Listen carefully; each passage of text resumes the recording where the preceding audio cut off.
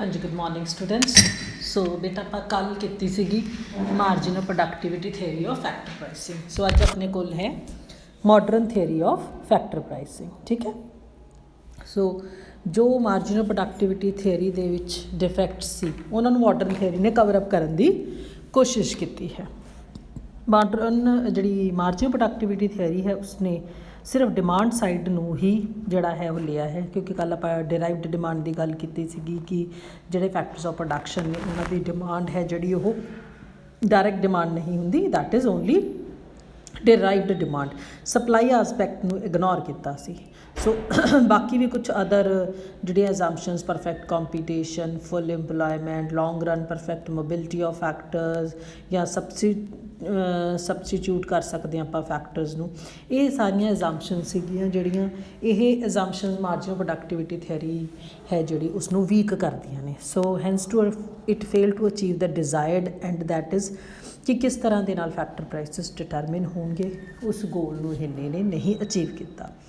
So modern theory of factor pricing ਉਸੇ direction ਦੇ ਵਿੱਚ ਹੈ ਕਿ ਜਿਹੜੇ ਫੈਕਟਰ ਪ੍ਰਾਈਸਿੰਗ ਨੇ ਉਹਨਾਂ ਨੂੰ ਕਿੱਦਾਂ ਕਰਨਾ ਹੈ, ਉਸ ਵਾਸਤੇ ਉਹਨਾਂ ਨੇ ਜਿਹੜਾ ਹੈ ਇਹ ਥਿਊਰੀ ਹੈ ਇਵੋਲਵ ਕੀਤੀ। ਇਹ ਥਿਊਰੀ ਹੈ ਜਿਹੜੀ ਇਹ ਡਿਮਾਂਡ ਅਤੇ ਸਪਲਾਈ ਜੋ ਫੈਕਟਰਸ ਦੋਨਾਂ ਨੂੰ ਅਫੈਕਟ ਕਰਦੇ ਨੇ ਉਹਨਾਂ ਨੂੰ ਸਟੱਡੀ ਕਰਨ ਦੀ ਕੋਸ਼ਿਸ਼ ਕੀਤੀ ਹੈ। ਸੋ ਇਹ ਥਿਊਰੀ ਹੈ ਜਿਹੜੀ ਇਸ ਪ੍ਰਿੰਸੀਪਲ ਦੇ ਉੱਤੇ ਡਿਪੈਂਡ ਕਰਦੀ ਹੈ ਕਿ ਜਿਹੜੀ ਪ੍ਰੋਡਕਟ ਪ੍ਰਾਈਸਿੰਗ ਹੈ, ਜਿਵੇਂ ਪ੍ਰੋਡਕਟ ਕਿਸੇ ਵੀ ਪ੍ਰੋਡਕਟ ਗੁੱਡ ਦੀ ਆਪਾਂ ਪ੍ਰਾਈਸਿੰਗ ਕਰਦੇ ਹਾਂ ਉੱਦਾਂ ਹੀ ਆਪਾਂ ਫੈਕਟਰਸ ਆਫ ਪ੍ਰੋਡਕਸ਼ਨ ਦੀ ਪ੍ਰਾਈਸਿੰਗ ਕਰ ਸਕਦੇ ਹਾਂ। So according to this theory factors prices ਵੀ ਜਸਟ ਲਾਈਕ ਗੁੱਡਸ ਡਿਮਾਂਡ ਅਤੇ ਸਪਲਾਈ ਦੀ ਇੰਟਰਸੈਕਸ਼ਨ ਦੇ ਨਾਲ ਹੀ ਡਿਟਰਮਾਈਨ ਹੋਣਗੇ। ਮਾਡਰਨ ਥਿਊਰੀ ਹੈ ਜਿਹੜੀ ਇਹ ਮਾਰਸ਼ਲ ਹਿਕਸ ਦਾ ਜਿਹੜਾ ਮਾਰਜਿਨਲ ਪ੍ਰੋਡਕਟਿਵਿਟੀ ਥਿਊਰੀ ਹੈ ਉਹਦੇ ਵਰਗੀ ਹੀ ਹੈ। ਮਾਰਸ਼ਲ ਨੇ ਜਿਹੜਾ ਹੈ ਫੈਕਟਰ ਪ੍ਰਾਈਸਿੰਗ ਆਫ ਸਰਵਿਸਿਜ਼ ਦੇ ਬਦਲੇ ਸਪਲਾਈ ਐਸਪੈਕਟ ਨੂੰ ਬਹੁਤ ਜ਼ਿਆਦਾ ਇੰਪੋਰਟੈਂਸ ਦਿੱਤੀ ਸੀ। So now it is very much clear ਕਿ ਜਿਹੜੀਆਂ ਫੋਰਸਿਸ ਆਫ ਡਿਮਾਂਡ ਅਤੇ ਸਪਲਾਈ ਨੇ ਇਹ ਫੈਕਟਰ ਪ੍ਰਾਈਸਿੰਗ ਦੇ ਵਿੱਚ ਵੀ ਓਨਾ ਹੀ ਇੰਪੋਰਟੈਂਟ ਰੋਲ ਪਲੇ ਕਰਨਗੇ ਜਿੰਨੀਆਂ ਕਿ ਗੁੱਡਸ ਐਂਡ ਸਰਵਿਸਿਜ਼ ਦੇ ਕੇਸ ਵਿੱਚ ਕਰਦੇ ਨੇ। So in order to know how and which level of the remuneration of a factor is determined, ਪਹਿਲਾਂ ਆਪਾਂ ਨੂੰ ਡਿਮਾਂਡ ਅਤੇ ਸਪਲਾਈ ਹੈ ਜਿਹੜੀ ਇਨ ਦਾ ਫੈਕਟਰ ਮਾਰਕੀਟ ਉਹਦੇ ਬਾਰੇ ਨੌਲੇਜ ਹੋਣੀ ਚਾਹੀਦੀ ਹੈ। ਸੋ ਪਹਿਲਾਂ ਅਸੀਂ ਡਿਮਾਂਡ ਐਸਪੈਕਟ ਪੜ੍ਹਾਂਗੇ, ਫਿਰ ਸਪਲਾਈ ਐਸਪੈਕਟ ਪੜ੍ਹਾਂਗੇ, ਉਸ ਤੋਂ ਬਾਅਦ ਡਿਮਾਂਡ ਐਂਡ ਸਪਲਾਈ ਦੀ ਇੰਟਰਸੈਕਸ਼ਨ ਸਟੱਡੀ ਕਰਾਂਗੇ। ਫਰਮ ਇੰਡਸਟਰੀ ਦਾ ਇਕੁਇਲਿਬਰੀਅਮ ਹੈ ਉੱਦਾਂ ਹੀ ਸਟੱਡੀ ਹੋਊਗਾ। So demand side, demand for factors differs much from that of the goods. Demand for goods direct ਹੁੰਦੀ ਹੈ, ਫੈਕਟਰ ਦੀ ਡਿਮਾਂਡ ਡਿਰਾਈਵਡ ਹੁੰਦੀ ਹੈ। ਫੈਕਟਰਸ ਆਫ ਪ੍ਰੋਡਕਸ਼ਨ ਕਿਉਂ ਡਿਮਾਂਡ ਕੀਤੇ ਜਾਂਦੇ ਨੇ? ਕਿਉਂਕਿ ਉਹ ਪ੍ਰੋਡਕਸ਼ਨ ਪ੍ਰੋਸੈਸ ਦੇ ਵਿੱਚ ਹੈਲਪ ਕਰਦੇ ਨੇ। ਕਿਸੇ ਵੀ ਫੈਕਟਰ ਦੀ ਪ੍ਰੋਡਕਟਿਵਿਟੀ ਹੈ ਜਿਹੜੀ ਉਹ ਪ੍ਰੋਡਕਸ਼ਨ ਦੇ ਵਿੱਚ ਹੈਲਪ ਕਰਦੀ ਹੈ। ਜੇ ਡਿਮਾਂਡ ਫਾਰ ਦਾ ਗੁੱਡ ਜਿਹੜੀ ਉਹ ਫੈਕਟਰ ਬਣਾ ਰਿਹਾ ਜੇ ਉਹ ਹਾਈ ਹੈ ਤਾਂ factors of production the demand we high ਹੋਊਗੀ। ਜੇ ਜਿਹੜੀ ਗੁੱਡ ਕੋਈ ਫੈਕਟਰ ਆਫ ਪ੍ਰੋਡਕਸ਼ਨ ਬਣਾ ਰਿਹਾ ਉਹਦੀ ਡਿਮਾਂਡ ਘੱਟ ਹੈ ਤਾਂ ਉਸ ਫੈਕਟਰ ਆਫ ਪ੍ਰੋਡਕਸ਼ਨ ਦੀ ਵੀ ਜਿਹੜੀ ਡਿਮਾਂਡ ਹੈ ਉਹ ਘੱਟ ਹੋਊਗੀ। So other things remaining the same. ਜਿਹੜੀ market demand for a factor is derived, desired ਲਿਖਿਆ ਬੇਟਾ, ਡਿਰਾਈਵਡ ਹੈ। ਕਿੱਦਾਂ ਡਿਰਾਈਵ ਹੋਊਗੀ? ਜਦੋਂ ਅਸੀਂ ਸਾਰੀਆਂ ਇੰਡੀਵਿਜੂਅਲ ਡਿਮਾਂਡ ਕਰਵ ਜਾਂ MRP ਕਰਵ ਫਰਮ ਦੀਆਂ ਇਕੱਠੀਆਂ ਕਰ ਲਾਂਗੇ। ਮਤਲਬ ਕਲੈਕਟਿਵਲੀ ਜਿਹੜੀਆਂ ਸਾਰੀਆਂ ਫਰਮਸ ਦੀਆਂ MRP ਕਰਵਸ ਨੇ ਜਾਂ ਉਹਨਾਂ ਦੀਆਂ ਇੰਡੀਵਿਜੂਅਲ ਡਿਮਾਂਡਸ ਕਰਵਸ ਨੇ ਉਹਨਾਂ ਦੀ ਕਲੈਕਸ਼ਨ ਕੀ ਹੋਊਗੀ? ਇੰਡਸਟਰੀ ਦੀ ਡਿਮਾਂਡ ਕਰਵ ਕਹਿਲਾਊਗੀ। So MRP curve for a factor of production will be subject to two kind of changes. First kind consist of changes in demand and the other type will consist of changes in the quantity demanded. ਪਹਿਲਾਂ ਅਸੀਂ changes ਇਨ demand ਪੜ੍ਹਾਂਗੇ, ਫਿਰ changes ਇਨ quantity demanded ਪੜ੍ਹਾਂਗੇ। ਹੁਣ changes ਇਨ demand ਕੀ ਹੋ ਸਕਦੀਆਂ ਨੇ? Market MRP curve for a given factor may shift from one position to another for several reasons। First ਹੈ ਸਾਡੀ final product ਵਾਸਤੇ ਡਿਮਾਂਡ ਹੈ ਜਿਹੜੀ ਉਹ ਬਦਲ ਜਾਂਦੀ ਹੈ। ਫॉर ਐਗਜ਼ਾਮਪਲ ਜੇ ਡਿਮਾਂਡ ਫਾਰ ਹਾਊਸਿਸ ਚੇਂਜ ਹੋਊਗੀ ਤਾਂ ਪ੍ਰਾਈਸਿਸ ਆਫ ਹਾਊਸਿਸ ਵੀ ਚੇਂਜ ਹੋਣਗੇ। Prices demand for plumber, bricks, carpenter, other resources ਵੀ ਚੇਂਜ ਹੋ ਜੂਗੀ। ਮਤਲਬ ਜੇ ਘਰ ਦੀ ਜ਼ਰੂਰਤ ਨਹੀਂ ਤਾਂ ਘਰ ਦੇ ਵਿੱਚ ਜਿਹੜੀਆਂ ਚੀਜ਼ਾਂ ਲੱਗਦੀਆਂ ਨੇ, ਬਣਦੀਆਂ ਨੇ, ਜਿਹੜੇ ਉਹਨੂੰ ਪ੍ਰੋਡਿਊਸ ਕਰਨ ਵਾਸਤੇ ਫੈਕਟਰ ਆਫ ਪ੍ਰੋਡਕਸ਼ਨ ਚਾਹੀਦੇ ਨੇ ਉਹਨਾਂ ਦੀ ਵੀ ਡਿਮਾਂਡ ਬਦਲ ਜੂਗੀ। ਚੇਂਜ ਇਨ ਪ੍ਰੋਡਕਟਿਵਿਟੀ, ਜੇ ਕੁਆਂਟਿਟੀ ਤੇ quality fixed factor of production the increase ਹੁੰਦੀ ਹੈ, ਇੰਪਰੂਵ ਹੁੰਦੀ ਹੈ, ਤਾਂ ਪ੍ਰੋਡਕਟਿਵਿਟੀ ਵੇਰੀਏਬਲ ਫੈਕਟਰਸ ਦੀ ਵੀ ਇੰਪਰੂਵ ਹੋਗੀ। ਸੋ ਵਰਕਰਸ ਜਿਨ੍ਹਾਂ ਕੋਲ, ਜੇ ਉਹਨਾਂ ਕੋਲ better tools, better located factories ਹੋਣਗੀਆਂ ਤਾਂ ਉਹ ਬੈਟਰ ਤਰੀਕੇ ਨਾਲ ਕੰਮ ਕਰ ਸਕਣਗੇ। ਜੇ ਤੁਹਾਡੇ ਕੋਲ ਟੂਲਸ, ਇਕਵਿਪਮੈਂਟ ਪੁਰਾਣੇ ਨੇ, ਉਹ ਫਿਕਸਡ ਫੈਕਟਰ ਹੋ ਗਿਆ ਨਾ ਟੂਲ ਇਕਵਿਪਮੈਂਟ, ਤਾਂ ਜਿਹੜਾ ਲੇਬਰ ਕਲਾਸ ਹੈ ਉਹ ਵੀ ਘੱਟ ਕੰਮ ਕਰ ਸਕੂਗੀ। ਨੈਕਸਟ ਹੈ change in the prices of substitute ਔਰ ਕੰਪਲੀਮੈਂਟਰੀ ਫੈਕਟਰ। ਕੁਛ ਰਿਸੋਰਸਿਸ ਸਬਸਟੀਟਿਊਟ ਹੁੰਦੇ ਨੇ, ਕੁਛ ਕੰਪਲੀਮੈਂਟਰੀ ਹੁੰਦੇ ਨੇ, ਕੁਛ ਵੀ ਨਹੀਂ ਹੁੰਦੇ।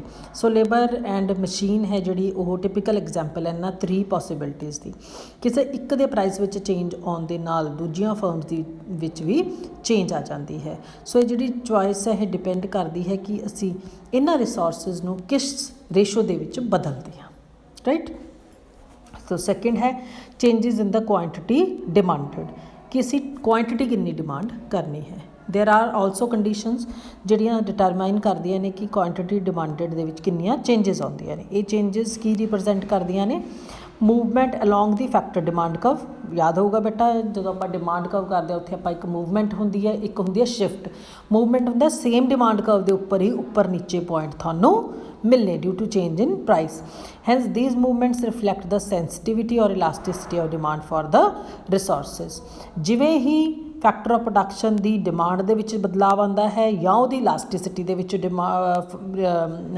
ਚੇਂਜ ਆਉਂਦੀ ਹੈ, ਉਸੇ ਤਰੀਕੇ ਦੇ ਨਾਲ ਜਿਹੜੀ ਫੈਕਟਰ ਡਿਮਾਂਡ ਕਰਵ ਹੈ ਉਹਦੇ ਉੱਪਰ ਸਾਡੀ ਮੂਵਮੈਂਟ ਐਕਸਟੈਂਡ ਜਾਂ ਕੰਟਰੈਕਸ਼ਨ ਹੁੰਦੀ ਹੈ। ਸੋ ਇਲਾਸਟਿਸਿਟੀ ਆਫ ਡਿਮਾਂਡ ਹੈ ਜਿਹੜੀ ਉਹ ਕਿਸ ਦੇ ਉੱਤੇ ਡਿਪੈਂਡ ਕਰਦੀ ਹੈ? ਫਸਟ ਹੈ proportion of the factor.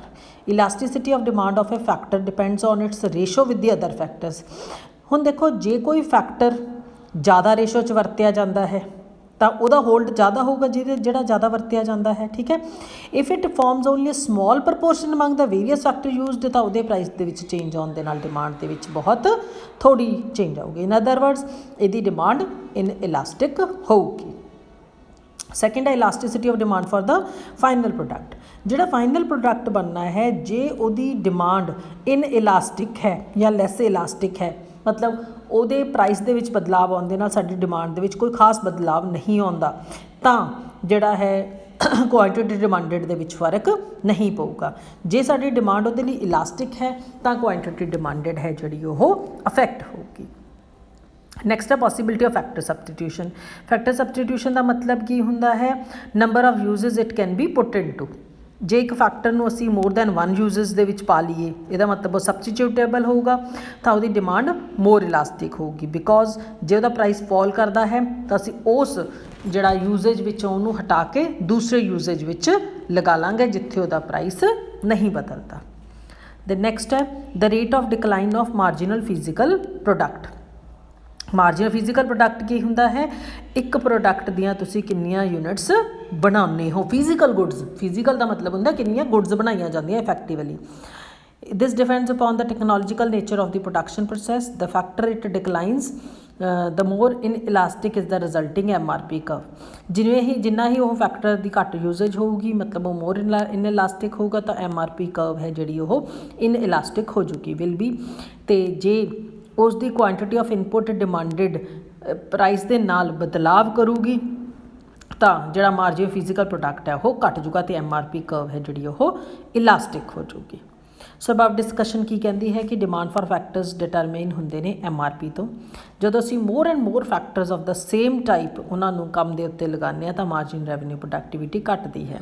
So it is advisable for any firm to apply ਕਿ ਫੈਕਟਰਸ ਕਿੱਥੇ ਤੱਕ ਅਪਲਾਈ ਕਰਨੇ ਨੇ ਜਿੱਥੇ ਉਹਨਾਂ ਦਾ ਫੈਕਟਰ ਪ੍ਰਾਈਸ MRP ਦੇ ਬਰਾਬਰ ਹੋਵੇ। In other words relationship price of factor ਅਤੇ ਉਹਦੀ ਡਿਮਾਂਡ ਦੇ ਵਿੱਚ ਇਨਵਰਸ ਹੋਊਗਾ। So demand curve of factor is downward sloping from left to right.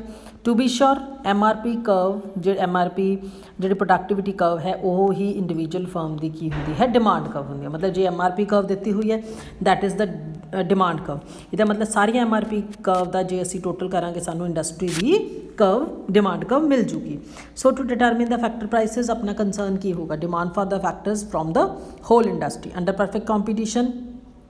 ਸਾਰੀਆਂ ਫਰਮਸ ਨੇ ਜਿਹੜੀਆਂ ਆਇਡੈਂਟੀਕਲ ਕਾਸਟ ਦੇ ਉੱਤੇ ਚੀਜ਼ਾਂ ਪ੍ਰੋਡਿਊਸ ਕਰਦੀਆਂ ਨੇ। ਇਨ ਅਦਰ ਵਰਡਸ ਸਾਰੀਆਂ ਫਰਮਸ ਦੀਆਂ MRP ਕਰਵਸ ਨੂੰ ਜਦੋਂ ਅਸੀਂ ਸਮੇਟ ਕਰ ਲਾਂਗੇ ਤਾਂ ਸਾਨੂੰ ਇੰਡਸਟਰੀ ਦੀ ਡਿਮਾਂਡ ਕਰਵ ਮਿਲ ਜੂਗੀ।